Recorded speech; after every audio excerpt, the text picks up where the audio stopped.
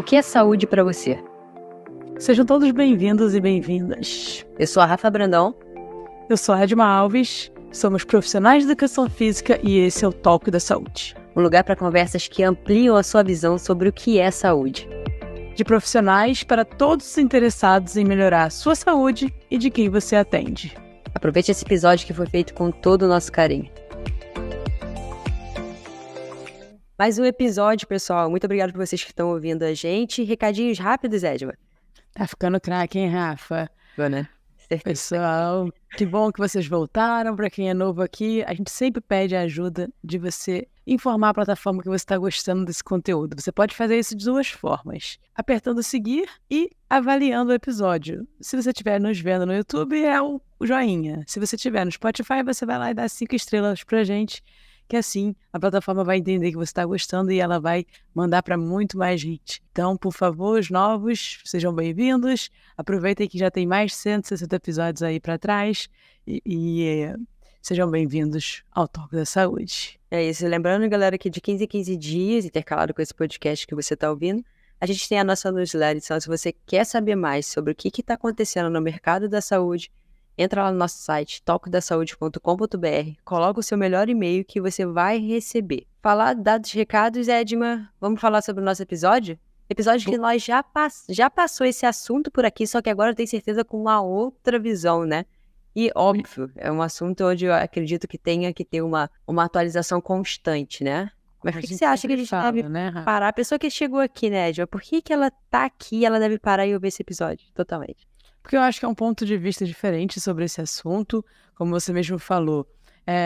A gente já trouxe ele aqui com outro profissional, então só de mudar o profissional já vai trazer um ponto de vista diferente sobre o assunto, e a gente também vai focar numa outra fase da vida, porque é bem comum a gente falar sobre o espectro do autismo e crianças, mas a gente fala pouco quando ele se torna mais velho.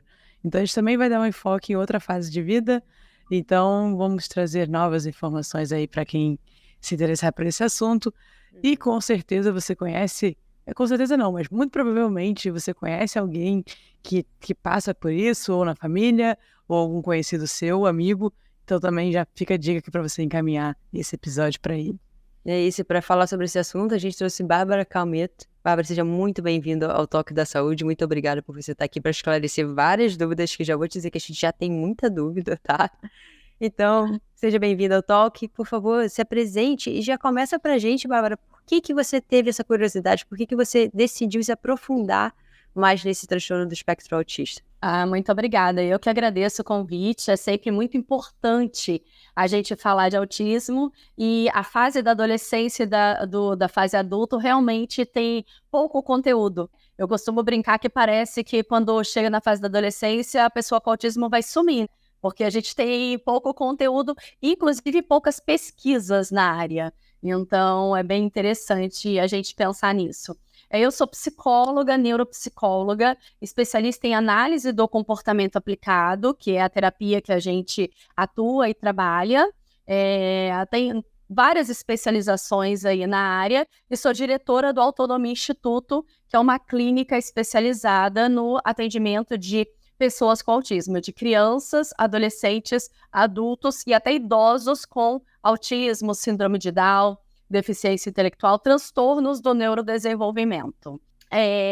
Então, o autismo, na verdade, eu costumo dizer que o autismo me achou, e não fui eu que achei o autismo. Eu sempre gostei de desenvolvimento infantil, desde a faculdade de psicologia. Eu era professora antes, então sempre lidei com crianças. E quando eu estava no último período da faculdade, naquele período que a gente tem que escolher o estágio que a gente vai fazer, eu tive uma professora que fez uma brincadeira, que colocou as folhas de estágios viradas para baixo e falou: gente, se abram para o mundo, vamos sortear onde vocês vão fazer o estágio. Se vocês não gostarem onde vai ser, a gente troca, mas se abram para o mundo, vocês estão começando na profissão. E eu fui e caí na PAI, que é uma ONG, né, uma instituição sem fins lucrativos, que trabalha com pessoas com necessidades específicas. A PAI tem aí no Brasil inteiro. Eu morava em Salvador na época, então eu fui trabalhar na PAI Salvador como estagiária. depois fui contratada e me apaixonei e nunca mais saí da área. Já são aí quase 17 anos nessa estrada aí de muito estudo e de muita paixão e luta pelo desenvolvimento dessas pessoas. Faculdade é realmente uma coisa incrível, né? A gente entra imaginando uma coisa, ela nos leva, abre um mundo que a gente nunca imaginaria que se transformaria em profissão. Eu entrei na faculdade odiando a academia, tô há 17 anos trabalhando dentro de uma. E gostando. E amando, gostando muito. E foi importante o conselho da professora, né? Se abra para isso. Porque talvez se eu fosse escolher, eu iria escolher outra coisa naquele momento, mais focada para as crianças, né? Então, por isso que eu costumo brincar, que o autismo me achou. Interessante. Independentemente da situação, a mudança de fase, da saída da fase infantil para a adolescência, ela já traz algumas mudanças na vida da criança, ou, né, no caso agora do novo adolescente. Queria que você começasse falando de maneiras mais gerais essas mudanças para a gente, já que quiser trazer alguns pontos específicos para quem tem o aspecto do autismo. Tá. Como você falou, realmente é uma mudança muito grande, né? A adolescência, ela é um desafio para todos nós. A gente já passou por isso, e aí depois nós vamos ter filhos, vão passar por isso. Então, são muitas mudanças, é uma fase de mudança hormonal, é uma fase de mudança e de busca por identidade. Quem sou eu? Que grupo que eu pertenço? É uma fase até de mudanças na escola, se a gente parar para pensar, de Fundamental 1 para Fundamental 2, a quantidade de professores, quantidade de tarefas, depois o ensino médio, aquela pressão para o Enem. Então, assim, são muitas mudanças. É um momento realmente de identidade, de se encontrar. E o que eu acompanho com os adolescentes com autismo, né, que estão dentro do transtorno do espectro autista, é que eles passam por todas essas mudanças típicas, porque são comuns da adolescência, né? Mesmo um adolescente com autismo, a gente não pode esquecer que ele é um adolescente. Então, eles passam por essas mudanças, mas eles têm algumas dificuldades a mais pelas nuances do próprio diagnóstico.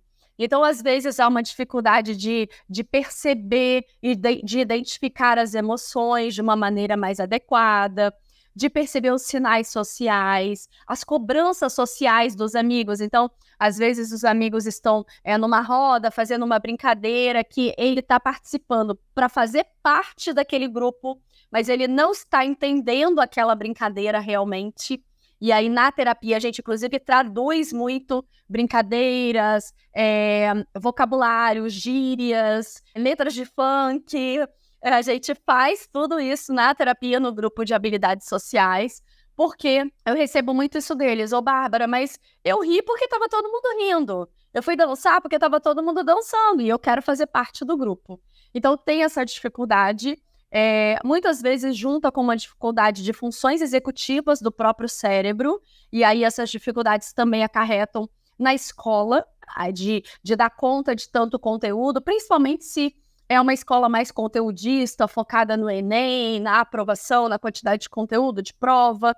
Então, normalmente, um paciente com autismo que está ali no ensino médio ou finalizando o Fundamental 2, ele também tem essas dificuldades de dar conta, de fazer um planejamento de tudo que ele tem que entregar, de entender a profundidade de algumas tarefas que são enviadas pela escola, e aí a gente precisa de uma adaptação curricular um pouco mais direcionada. Então, assim, além de todas as dificuldades e desafios da adolescência, eles ainda têm muito mais. E aí, por isso que a gente precisa ter todo esse acompanhamento e esse olhar diferenciado. Interessante.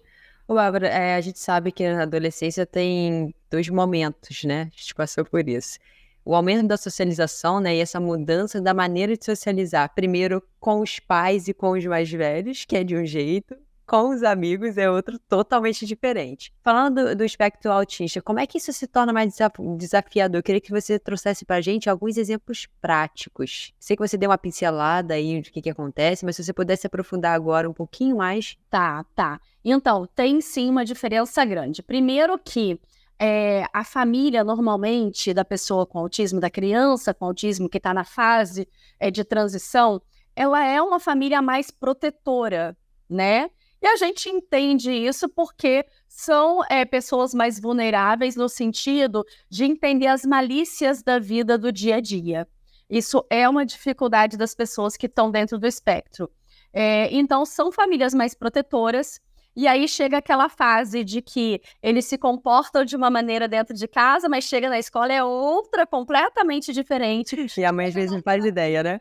Pois é, chega na terapia é outro, então às vezes a gente tem que filmar, mostrar para a família, não, aqui ele faz isso sim, aqui é dessa maneira. Então a gente tem vários exemplos. Lá no Autonomia Instituto, a gente tem os grupos de habilidades sociais para os adolescentes. Então, dentro desses grupos, a gente trabalha essas questões de regulação emocional, o que aconteceu na escola, a gente faz isso, essas traduções do dia a dia, eles fizeram uma brincadeira tal, Bárbara, eles cantaram a música tal, o que significa isso? Eu não entendi, porque às vezes eles falam que entenderam, tá? A maioria das vezes eles falam que entenderam. Aí eu falo assim, e eu que não entendi direito, você consegue me explicar? Aí eu vejo que eles, na verdade, não entenderam. Tem uma dificuldade do duplo sentido, do entendimento desse duplo sentido, que essas músicas de adolescentes têm muito, né, gente? Então a gente vê muito essa dificuldade real. E a dificuldade da escola, da socialização do dia a dia. Até na diferença dos níveis do autismo, a gente tem também diferenças da socialização. Se eu pego, por exemplo, um paciente nível 1, ele que precisa de menos suporte, é considerado mais leve, entre aspas mesmo, tá? Porque não é leve para quem está ali no dia a dia, mas precisa de menos suporte, ele tem uma possibilidade de socialização maior, de conversa, ele tem dificuldades na comunicação social, mas ele se comporta de uma maneira melhor, ele observa o colega, ele quer copiar o colega, postura, tudo isso. Quando eu pego um adolescente com autismo nível 2 ou nível 3 de suporte, que não tem uma comunicação tão fluida, não tem um comportamento tão adequado socialmente para os adolescentes, a gente acaba vendo muito mais exclusão. Então, assim, às vezes está ali socializando, mas assim, tem uma saída, vai todo mundo para o shopping, para o cinema. O nosso paciente normalmente não é convidado. Vai para uma festa, para uma social na casa de um amigo. Nosso paciente não é convidado também. Então, querem fazer uma chacota, um bullying, né? Uma situação ali com alguém. Nosso paciente acaba sendo, essa pessoa com autismo acaba sendo um alvo vulnerável. E a gente tem que levar esse assunto para as escolas. A gente tem que discutir isso com os nossos filhos e com os alunos da escola. Então, eu tenho feito muito esse trabalho com as escolas de falar sobre autismo e de prevenção ao bullying em relação a isso. Porque a fase da adolescência já é bem complicada, já são desafios, né? Então, ele não perdoa, gente, é muito difícil. Não, eu tenho culpa, como fala quando tá culpa no passado? No cartório? Pois é. Eu vou aproveitar o seu gancho, vou fazer algumas perguntas que são realmente dúvidas pessoais. A gente tem uma classificação por nível, então, pelo que eu entendi que você falou, o quanto de suporte e de desafios ele tem. É possível ter uma transição de níveis ao longo da vida? Ou seja, ter uma criança com um nível mais brando e depois um nível mais severo, ou vice-versa? Isso é comum ou não é comum? Existe essa possibilidade? Sim, existe e isso é comum. Na verdade, isso é a principal função das terapias especializadas.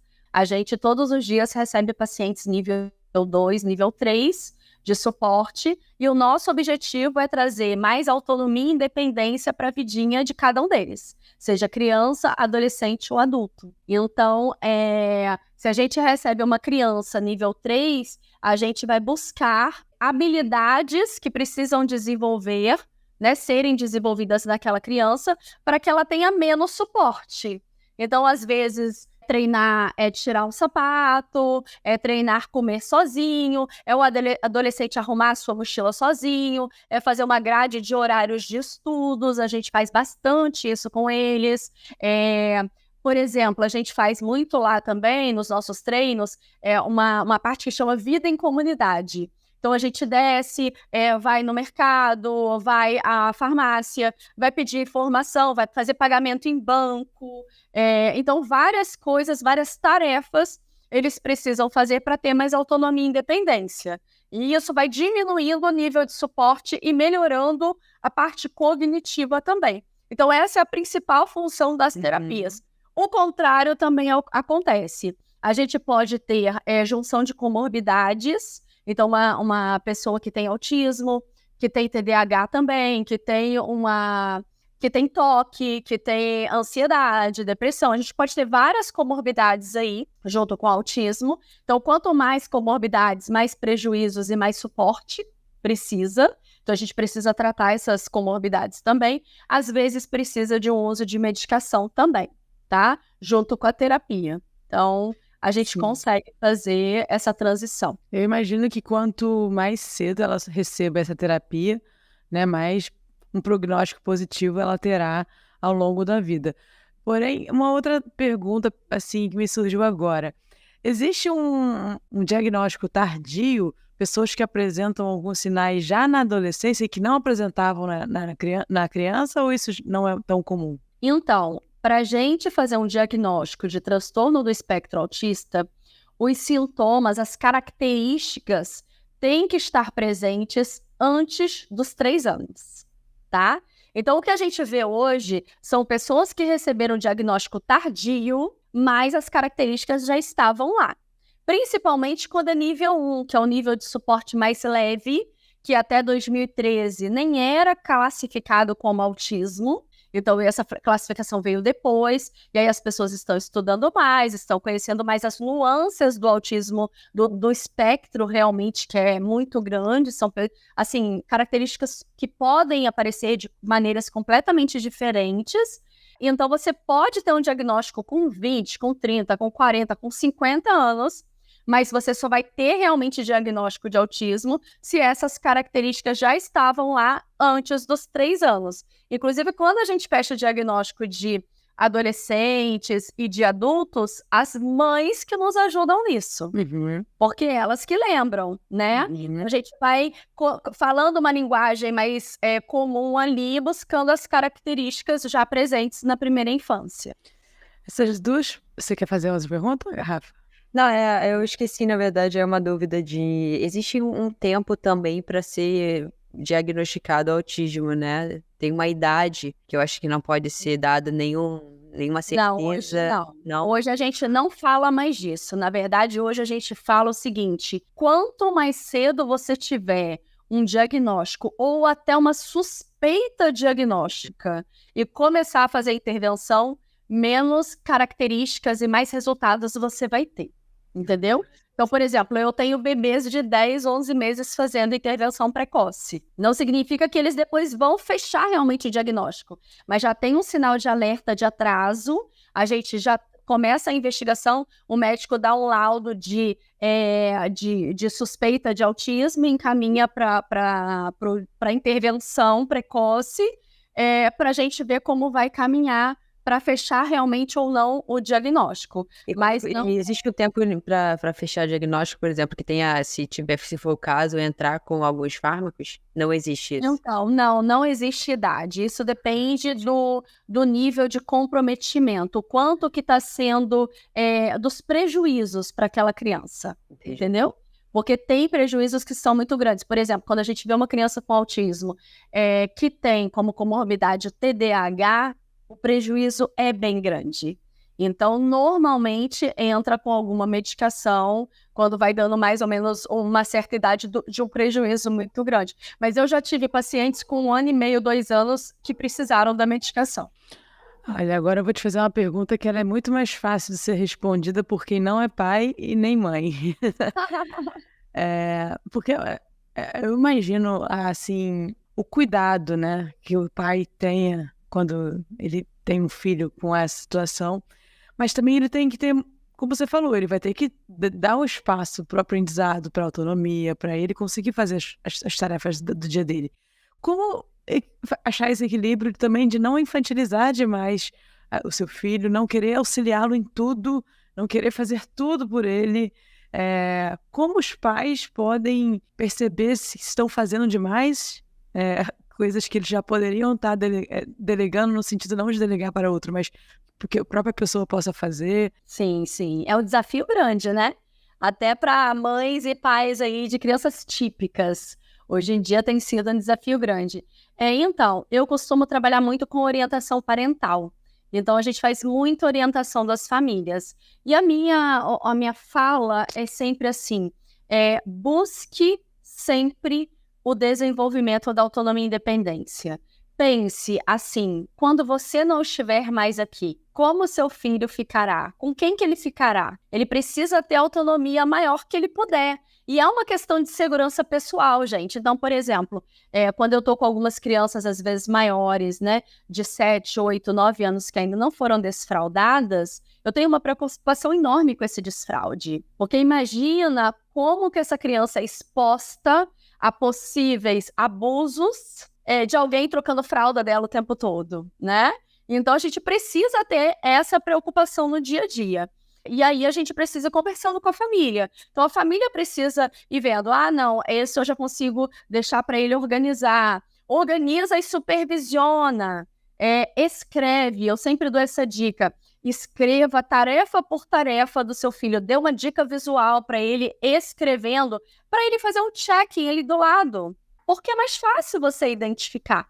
Então, fazer essa dica visual é importante. Ver na rotina ali do adolescente o que ele já pode fazer com um suporte menor, com uma orientação, com uma supervisão. E aí essa família vai diminuindo cada vez mais para que o adolescente consiga fazer sozinho. É um desafio, mas com o automonitoramento dos pais, eles conseguem sim. E os nossos pacientes sempre surpreendem. Eles conseguem muita coisa que às vezes a família fala, mas eu acho que ele não consegue isso. Eu falo, consegue, vamos lá que ele consegue. A frase que a gente sempre escuta, e aí é de pais, tá? Independente da condição do filho, é muito mais rápido se eu fizer. Tipo, às vezes eu tô com pressa, né? Então, também tem que ter esse tempo. Porque o tempo da criança é diferente do tempo do adulto, né? A habilidade dele é diferente. Então, o tempo do outro vai ser sempre diferente do nosso, né? Falta que a gente não treinar para ele aprender, ele nunca vai aprender. Então, precisa, é importante. Sofrer para evacuar é algo que pode afetar significativamente a sua qualidade de vida. Mas não se preocupe, estamos aqui para apresentar uma solução simples e eficaz. O Cocócoras trata-se de um banco de madeira maciça, especialmente desenvolvido para apoiar os pés na hora da evacuação, promovendo a posição correta para que você possa fazer o cocô de maneira mais confortável e eficiente. Com os pés apoiados no Cocócoras, você simula a posição de cócoras, a mais saudável para a sua evacuação. Além de ser feito com material de qualidade, o Cocócoras tem um corte que permite que ele se encaixe perfeitamente no vaso sanitário, sem ocupar espaço desnecessário no seu banheiro. Isso significa que você pode cuidar da sua saúde intestinal sem precisar abrir mão do conforto e da praticidade. Adquirir o Cocócoras é fácil. Basta você acessar a página do Instagram, @Cocócoras, e fazer o seu pedido. E se você é ouvinte do Toque da Saúde, nós temos uma ótima notícia. Ao mencionar o cupom Toque da Saúde tudo junto, você receberá um desconto exclusivo de 8% na sua compra. Não deixe que a dificuldade de evacuar afete a sua qualidade de vida. Adquira agora mesmo seu Cocócoras e desfrute de uma evacuação mais confortável e saudável. Você falou sobre o trabalho aí na clínica, né, da explicação de algumas metáforas, de algumas músicas, principalmente de gírias. A gente sabe que na adolescência é um momento onde a comunicação fica difícil para os adultos entenderem o tanto de gíria. Eu vou fazer essa aula aí também, que eu tô precisando hoje em dia. Dar aula para adolescente é isso, né? A gente tem que se atualizar o tempo todo. O tempo inteiro. Minha aula, quando eu dou aula para adolescente, é só, mas o que é isso? O que é isso? Eu imagino, então, como na situação do espectro autista. Tá? Eu queria saber também, Bárbara, como é o seu trabalho nas escolas também, porque a gente sabe que tem esse trabalho da psicologia em ajudar, em explicar, tá? Mas como é que esse suporte social ali das pessoas que estão ao redor o tempo inteiro, dos adolescentes, como é que funciona? Como é que eles podem facilitar essa comunicação, mas também de um jeito que eu acredito que seja desafiador, onde faça a pessoa que tem o espectro autista se sentir pertencente, né, àquele movimento. Não é vamos parar de falar gíria, porque talvez seja uma forma também de exclusão. Como é que funciona essa explicação, essa educação? Nas escolas, eu faço acompanhamento de todas as escolas dos nossos pacientes, então a gente faz reunião com as coordenadoras, com as professoras, algumas mediadoras que acompanham os pacientes mais próximo, né, que é aquela pessoa auxiliar que está ali exclusiva com o paciente. Então a gente precisa levar a diversidade para dentro da escola. E esse assunto precisa ser pauta escolar mesmo. Então, muitas vezes, eu peço para o meu paciente com autismo, aconteceu isso até esse ano, uma experiência bem legal, que ele quis preparar uma apresentação para falar que ele era autista. Então, a gente fez o PowerPoint com ele, e aí a gente foi até onde, o que ele queria falar sobre ele. Então, primeiro ele explicou o que era autismo, foi bem didático, bem bonitinho, bem na linguagem dele, ele foi colocando, e aí colocou a experiência dele, quais eram as dificuldades dele, e aí ele inclusive falou, essas são minhas dificuldades, quando vocês fazem isso com o barulho na sala, isso me incomoda. Quando acontece isso, me incomoda. Mas pode ser que com o meu colega, outro meu colega autista, não incomode. Então, eu achei bem bonitinha essa percepção até dele, de que a dificuldade dele nem sempre é a mesma do outro, né? E isso é psicoeducação, e isso é trazer o debate. E com essas experiências, a gente vai humanizando mais. Porque, pensem comigo, quando a gente tem uma prevalência igual a gente está hoje, de a cada 36 pessoas, uma tem diagnóstico de autismo, a gente tem que levar essa pauta para todos os lugares. Porque toda rodinha de amigos que a gente tiver daqui a pouco, vai ter alguém com autismo. O transtorno do espectro autista está aí e realmente a prevalência está aumentando e a gente acredita que vai até aumentar um pouco mais aí ainda, né, nos próximos anos aí, nas próximas pesquisas. Então, a gente precisa levar essa pauta para a escola. O melhor caminho, eu sempre acho que, para diminuir preconceito, é a conscientização. A gente tem que falar sobre isso. Estarmos aqui falando sobre isso, ter na novela alguém com autismo, ter uma série com alguém com autismo, ter algum influenciador que tem um filho que vá falar sobre isso. Então, a gente precisa mostrar mesmo e colocar como pauta de conversa. E na escola também. E a gente vai humanizando. Hoje a gente tem livros bonitinhos, lúdicos, didáticos, né? A gente pode criar várias estratégias para trazer para a escola. Boa. Antes da gente entrar na escola, que eu quero falar um pouco mais sobre isso, eu só vou te fazer uma pergunta. Essa orientação que você dá para os pais sobre aquele assunto que a gente está falando da não infantilização, da autonomia, você consegue fazer esse trabalho online ou somente presencial? Então, na verdade, eu faço das duas maneiras, mas hoje eu só faço dos nossos pacientes. Não consigo, pela nossa logística mesmo, pegar e fazer orientação de outras famílias. A rede social tem me facilitado um pouco pegar outras famílias. Na pandemia mesmo, eu fiz muito conteúdo para ajudar as famílias de outros lugares que não têm acesso ao que a gente tem aqui no Rio de Janeiro, por exemplo. Mas essas orientações são feitas tanto online como presencial, e muitas vezes também na própria sessão com o paciente. A família entra na sessão, e aí a gente faz junto, ele vai falando, ele vai se colocando, ele vai mostrando junto com a família, e a gente vai construindo, porque a família também vai se moldando ali às necessidades do filho, né? Então, e vai mudando, né, gente? As crianças, assim, vira adolescente, aí tá com 10, 12, tá de uma maneira, tá com 15, tá de outra maneira, 17, outra maneira. Então, a gente tem que ir moldando mesmo. Eu quero falar sobre escola, Rafa, porque eu estou assistindo uma série que se passa dentro de uma escola, chama Rita, fica aí a dica, pessoal, para quem quiser uma série aí bem, bem bobinha, tá, pessoal? Não vai esperando grande coisa, tiro, nada, ninguém cortando a cabeça de ninguém, não. É só uma série sobre uma escola, só sobre uma professora.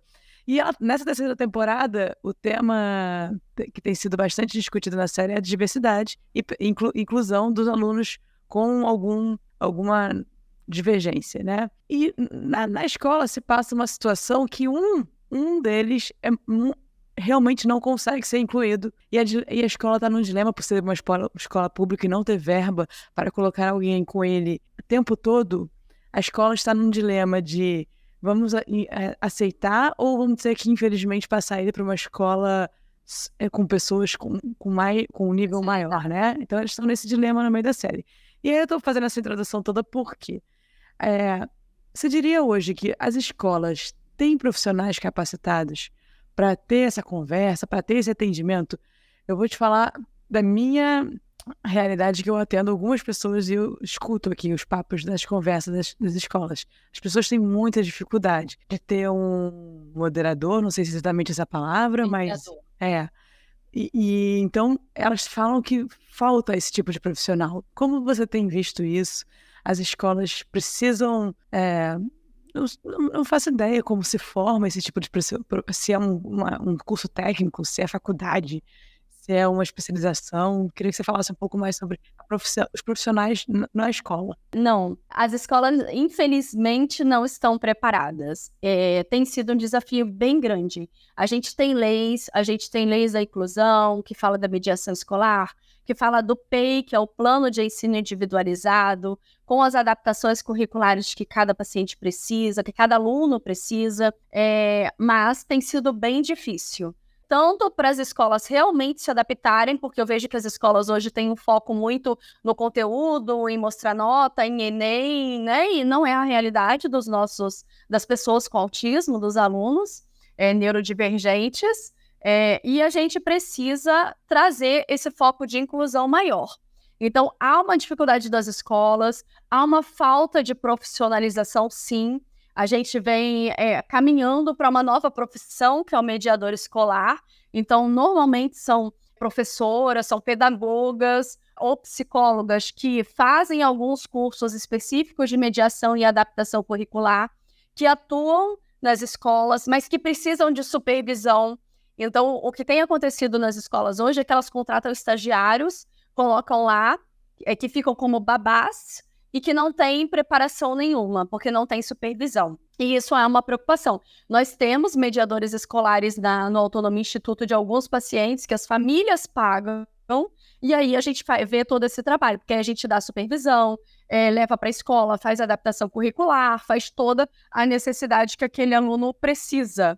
Então, estamos muito longe ainda. Estamos caminhando? Sim, mas eu diria que a passos bem pequenininhos. Com a tecnologia que a gente tem hoje, com a possibilidade de conteúdo prático que a gente tem hoje através da internet, era, assim, esperado que a gente estivesse caminhando mais.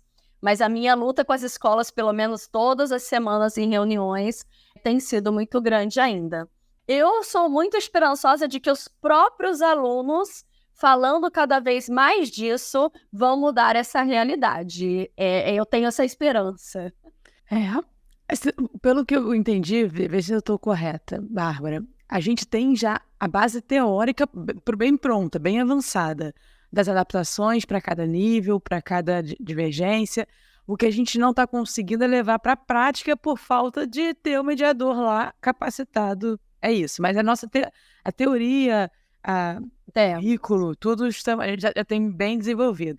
Tem a parte pedagógica, você consegue fazer uma boa avaliação daquele aluno baseado nas habilidades que ele tem, no esperado para a turma. Você consegue montar um PEI do que é esperado para ele. Então, assim, tem 5 assuntos de geografia que vão ser trabalhados esse bimestre. Quais desses 5 assuntos são imprescindíveis desse meu paciente aprender, que ele precisa para a vida dele, e de que maneira ele aprende melhor que eu vou trabalhar com ele? Ele aprende melhor através das figuras, através de um vídeo educativo. Então, eu vou trabalhar dessa maneira. E aí, você vai criando as estratégias de acordo com o processo ensino-aprendizado de cada um. Certo. Agora eu vou te fazer uma pergunta de saia justa. Se você ficar muito saia justa, você sinaliza, a gente faz um corte. A pessoa que está ouvindo agora, quando voltar, já vai estar ouvindo outra coisa, não tem problema. Tá bom. O que você acha sobre, de fato, a inclusão? Ela realmente, a gente tem que, não falo escolas iguais, porque a gente não vai ter escolas iguais nunca, assim, porque tem muitas escolas diferentes, mas sempre que possível, a gente tem que ter realmente uma turma, no seu ponto de vista pessoal, heterogênea, ou a gente tem que tentar ser mais homogêneo nas turmas para todo mundo se desenvolver igual? O que você pensa sobre isso? Queria saber a sua opinião. É um tema bem polêmico. Imaginei. Mas eu vou dar minha opinião, porque eu sou dessa. Uns anos aí de experiência e eu vou dar minha opinião. A inclusão, ela precisa acontecer. Ela é uma necessidade que se aconteça, mas a escola regular, ela infelizmente não é para todos. Por quê? Porque quando eu falo de um nível de desenvolvimento de neurodivergência, de suportes diferentes, eu não posso simplesmente querer que o meu aluno que tem transtorno do espectro autista, nível 3 de suporte, que ele é não verbal, que ele tem auto e heteroagressão, então ele se bate, ele se morde, ele bate no outro, ele não consegue sentar, ele não consegue ter relação nenhuma social, que ele esteja numa turma de 4º ano. Isso é falta de respeito com ele. Sendo muito honesta, isso é falta de respeito com ele. Então, esse aluno, ele se beneficiaria muito mais de estar num ambiente focado nas necessidades específicas dele. O que ele precisa agora? Ele precisa treinar, permanecer mais tempo sentado. Ele precisa treinar, fazer o encaixe, ele precisa treinar, identificar cores, ele precisa treinar, comer sozinho.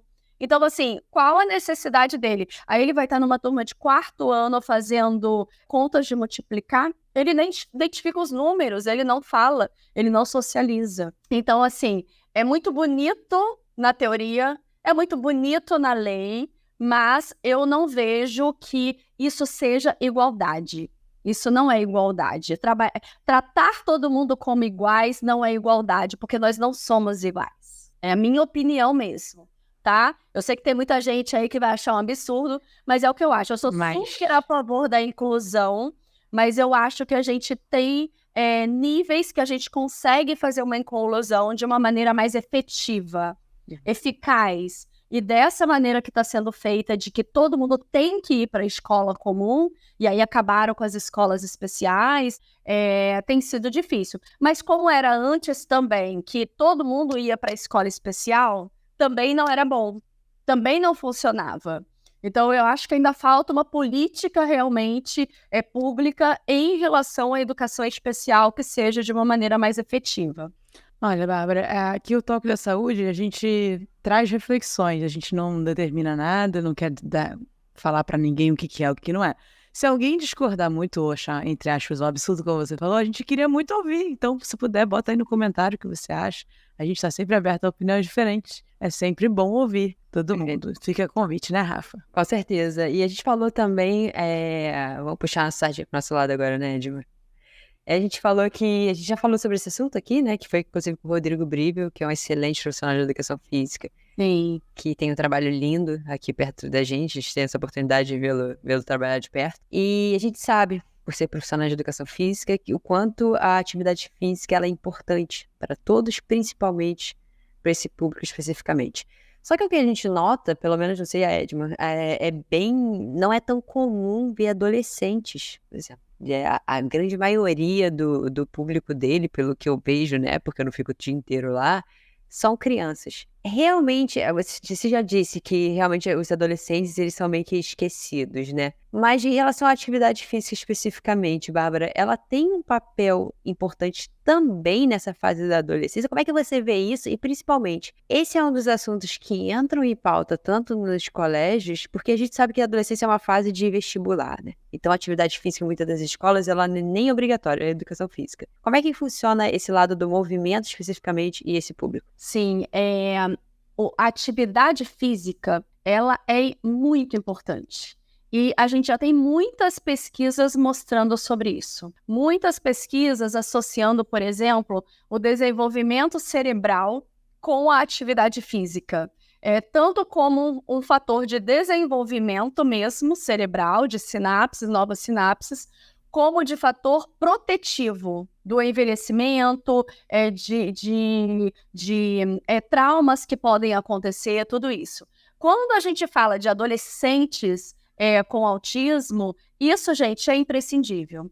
Porque, assim, é alteração de hormônio, é a questão da própria identidade do corpo, né? A questão física, aquela fase que os membros estão maiores, que nada se encaixa, que se acha horroroso. Então, assim, o esporte é muito importante, a atividade física é muito importante. Lá na clínica, no Autonomia Instituto, eu faço prescrição de atividade física. Vem junto com o meu plano terapêutico a parte de atividade física. Só que eu vejo muitos adolescentes indo para o esporte. Eles gostam muito do esporte. Então, talvez você não veja tanto na academia específico, porque, assim, nessas atividades de academia, porque eles preferem o futebol, eles preferem o basquete, eles preferem... gostam, às vezes, de ir para academia, mas aí com o personal, não querem mais estar naquele meio que tem um monte de pirralho, como eles dizem, porque eles falam isso, tá? Cheio de pirralho, né? Então, eles querem ir para academia mesmo, malhar, né? Pegar puxa-ferro, como eles falam, puxa-ferro. E eles gostam muito, assim, o nosso grupo lá, pelo menos, eles amam futebol. Tanto que a gente faz muita atividade cognitiva por causa do futebol. Eu faço análise de tabela de Brasileirão com eles, de futebol. A gente faz várias coisas pegando o tema futebol, porque eles gostam muito.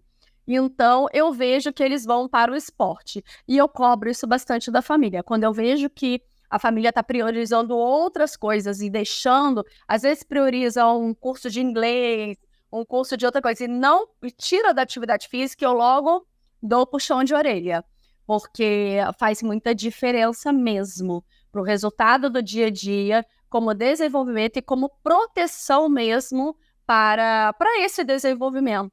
E você diria que tem alguma contraindicação de atividade física para esse público? Você já viu alguma coisa? Você tem, por exemplo, vou dar um exemplo aqui, algo que coloque ele em desequilíbrio de repente, você possa trazer alguma reflexão sobre o que você não recomendaria ou vale como cautela, né? Ou cautela. Todas as outras atividades depende da capacidade de cada um também, né? Sobre atividade física, a gente não tem uma restrição. O que eu normalmente oriento a família é ver o interesse do adolescente. Porque também não adianta ele amar futebol e a família querer empurrá-lo para natação, né? Ele não vai, gente, assim. E vai com aquele mau humor, vai reclamando, né, adolescente. Com qualquer outro. Ele tem autismo, ele tá dentro do transtorno do espectro autismo, mas ele não deixa de ser adolescente, ele é um adolescente. Então, é buscar a motivação, buscar o interesse. Ele adora atividades ao ar livre, então vai fazer um funcional na beira da praia, vai fazer, né, agora futsal, vai fazer vôlei, vai fazer futebol, ou se gosta de academia, vai para academia. Muitos fazem também trabalho de fortalecimento de musculação por causa de hipotonia, que é algo bem comum no autismo, que é a questão de musculatura, de tônus muscular. Então, isso é muito comum. Então, eu tenho vários pacientes que também fazem a parte de musculação para melhorar esse tônus mesmo. Então, é mais buscar essa preferência e sempre com orientação do profissional. Isso, sem dúvidas. Com certeza. Bárbara, agora a gente vai entrar no nosso momento que a gente mais... Não, a gente mais ama, é meio injusto, né, Edmar? Mas a gente tem muita curiosidade nesse momento, porque eu acho que é a pergunta que, na verdade, fez a gente refletir e realmente criar o toque da saúde, né? Que são essas perguntas pessoais. O que é saúde para você, Bárbara? Saúde, eu acho que é buscar um equilíbrio para a gente ter um desenvolvimento, a parte mental e a parte física. É buscar realmente o equilíbrio no dia a dia. Porque isso é um desafio grande, muito grande. Quando a gente vê, a gente está emendando uma coisa na outra, uma coisa na outra, uma coisa na outra, deu a noite, a gente dorme, não sente que descansou e vai seguindo a vida. E que equilíbrio para você? Então, buscar justamente isso, ter hora para começar, hora para terminar, buscar hobbies, atividades de lazer, cuidar da saúde física, da saúde mental. Uma coisa que eu acho que eu tenho, assim, empregado bastante lá, a questão da alimentação. Então, assim, a gente cuidar do que a gente está colocando dentro do nosso corpo. Isso faz muita diferença da nossa produtividade mental, mesmo cerebral. Quando eu falo mental, né, na verdade não é mental, é cerebral. Então, assim, a qualidade dos nossos neurônios tem a ver também com o que a gente come. Então, é buscar isso. É um desafio, mas acho que precisa ser assim. Você se sente bem-sucedida nessa busca? Épocas mais, épocas menos? Pois é. Épocas mais... Tô numa época menos. Menos. Assim, porque eu tô finalizando mestrado, finalizando certificação internacional, então tá um caos. Mas eu tenho já, assim, um ano e pouco, eu busquei um equilíbrio bem grande de hora de parar de trabalhar. Agora é hora de parar, me desligar mais do celular, né, do WhatsApp, que a gente fica viciado nisso. Então, colocando limites do horário que eu vou responder, que eu não vou, e buscando isso. Mas ainda tem um desafio grande aí. Tá bom, não tá perfeito ainda não. Uma experiência inesquecível. Pessoal ou profissional? Você pode escolher. Então, pessoal, com certeza é nascimento dos filhos, né? Acho que não tem presente maior do que filhos. Eu tenho 2 filhos, a Beatriz de 12 e o Lucas de 7. Então, com certeza é isso. E profissional, eu tenho vários, mas eu acho que inaugurar a clínica, ver ali cada sala que eu pensei, que eu coloquei um adesivinho na parede, que o material que eu saí para comprar, que era específico para aqueles pacientes, isso é uma realização muito grande, né? Saber que a gente pode fazer a diferença na vida das pessoas. Então, é uma realização muito grande, com certeza. Com certeza. Agora imagina, Bárbara, que você vai ganhar uma viagem de 1 mês para qualquer lugar do mundo, só que você tem que falar para onde você quer ir, quem é a pessoa que você levaria. Meu Deus! Quem eu levaria? Assim, uma pessoa diferente, né? Uma pessoa não da minha família. Que você não conhece, Pessoa que eu não conheço. Deixa eu pensar. Nossa, essa é difícil. É verdade. Se eu pensar na área profissional, provavelmente eu convidaria alguém da área, alguma médica, alguma profissional, assim, que a gente tem várias aí na área, para a gente ir, por exemplo, para a Califórnia, que é um centro de estudos sobre autismo bem interessante. Então, eles têm lá muita coisa sobre autismo, sobre adolescentes. Eu fiz uma certificação internacional de lá, tem uns 4 meses, mais ou menos. Então, eu ia provavelmente chamar alguém da área mesmo, mas que a gente fosse... E tem alguém que você admira da área? Tem muitas. Eu vou falar uma que eu admiro muito, que é a Mayra Gaiato. Ela é um grande nome sobre autismo, né? Ela difunde muito, e eu acho que a gente tem, assim, eu modelo muitas coisas que eu estudo e que eu busco sobre ela. Então, eu tenho uma admiração muito grande sobre ela, sim, com certeza. Tem muitos, mas aí eu vou escolher porque ela foi uma das pioneiras aí, né? Trazendo o autismo. Muito bem. E qual o seu hábito saudável que você tem mais orgulho? Olha, no momento eu tenho focado muito na questão da saúde mental. Então eu tenho lido mais, eu tenho tentado, né, ter esses momentos de lazer maior, diminuído a carga de trabalho, porque até o meio do ano passado eu estava com uma carga assim absurda. E aí a gente entra no colapso, né? E aí a gente vê que não vale a pena. Então, a gente precisa... Acho que hoje o hábito de saúde mental que eu tenho mais feito é ler. E ler coisas que não são da área, porque eu leio muita coisa da área, né? Artigos, livros e tudo. Então, eu comprei vários livros que não são da área, de reflexões, de gestão de pessoas, que eu gosto bastante, afinal sou diretora da clínica, tenho uma equipe para gerir, sobre essas reflexões, e eu tenho gostado bastante. Acho que tem ajudado na saúde mental. Livro é sempre o do momento, né? Não existe o melhor livro da vida, assim, sempre o que te toca no momento. Você quer aproveitar, então, e indicar um aí pra gente, que tá te tocando, ou recentemente você leu? Tem um aqui pertinho de mim, que eu tô amando. Eu estou lendo agora, inclusive. Especialista em pessoas.